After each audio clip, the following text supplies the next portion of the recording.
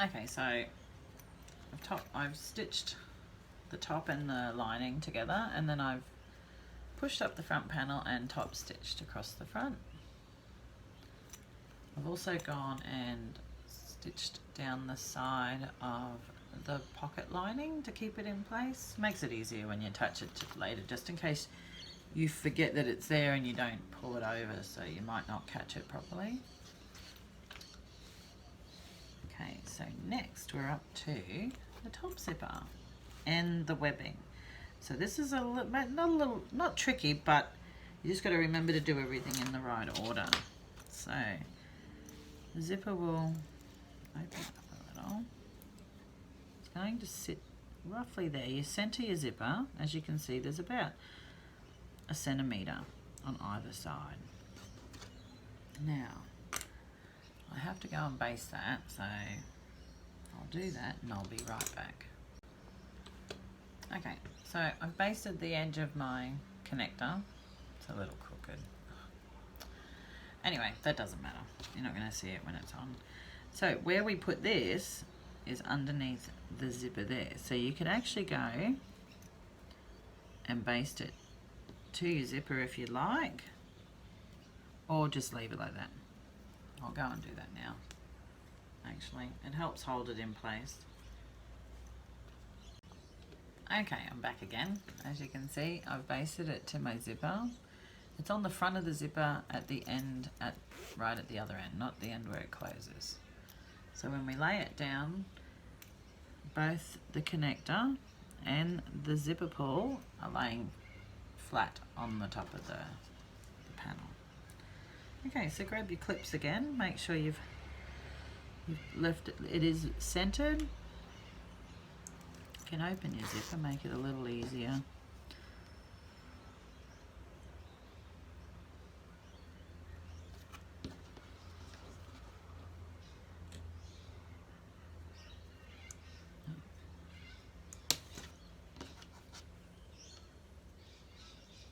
Put that center one last, then we grab our inside lining. I said before, make sure you get the 10.5 inch side. You don't want to do the 10 1/4. Line it up and work from the middle again.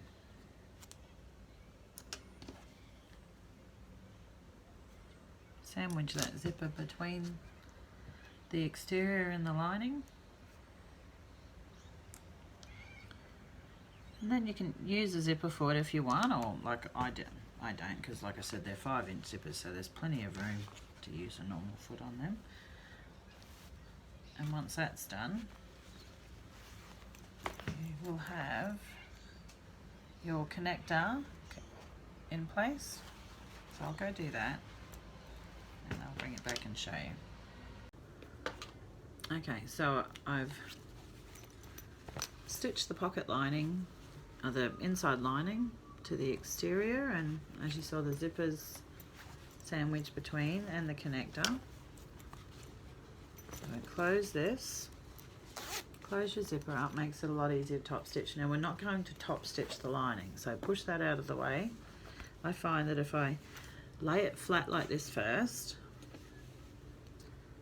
then go to that thread, then I fold it over and press, making sure the whole time that no fabric or the seam is bunched up. And we're going to top stitch just the seam of the zipper and the lining and not catch the lining. So make sure that's out of the way, okay? That's one thing I've noticed a lot of people do, is stitch that lining, and there's no reason for it. It actually sits in the bag rather nicely. It doesn't need that bobbin stitching showing. I don't like it anyway. I don't think it looks that good. Okay. Keep checking, lift it up, make sure that your seam is still flat, because sometimes it will get bunched up.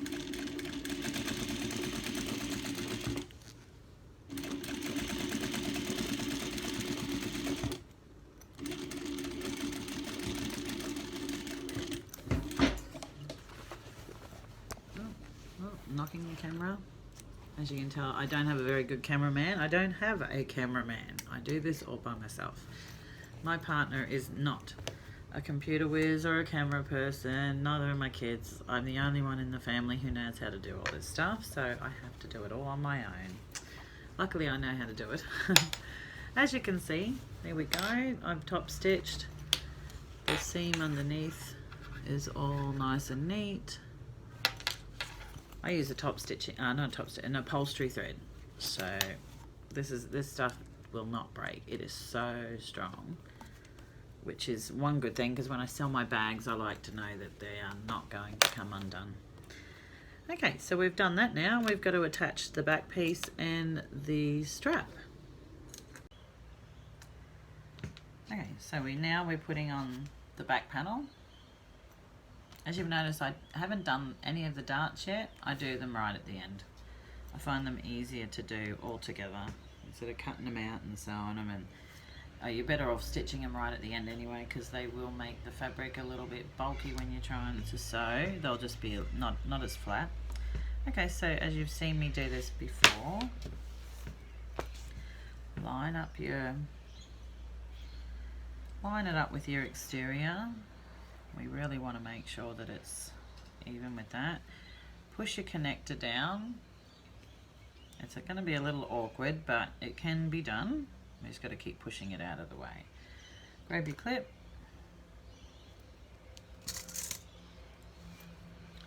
Like I showed you before, start from the end.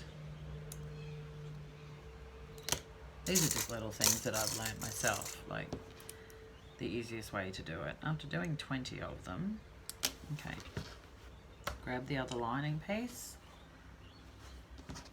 Oh, what did we forget? The handle, the strap. Don't worry, I forget things all the time. So we'll take that off.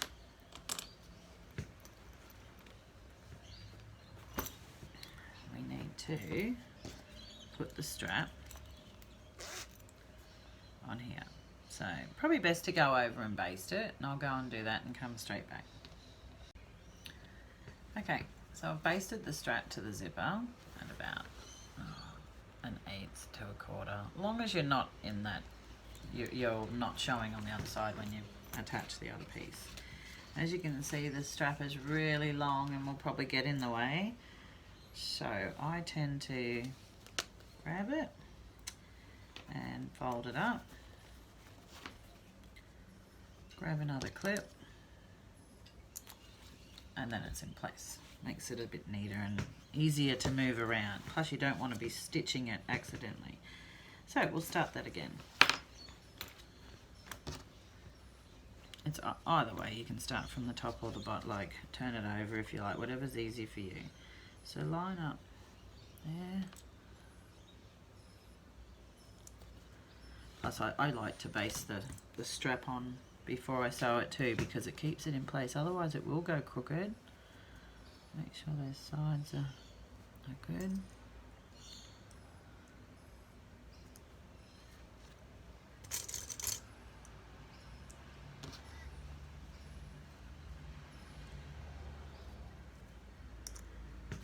Okay, well, sort of in the middle.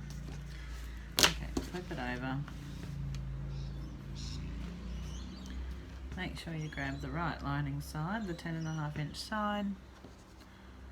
Start from the middle again, so you can just pop it straight on.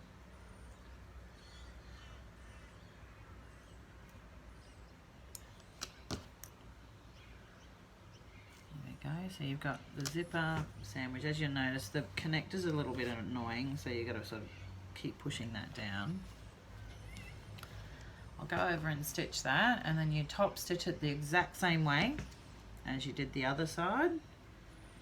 And then after that, we do the darts and we sew the bag together and it's done.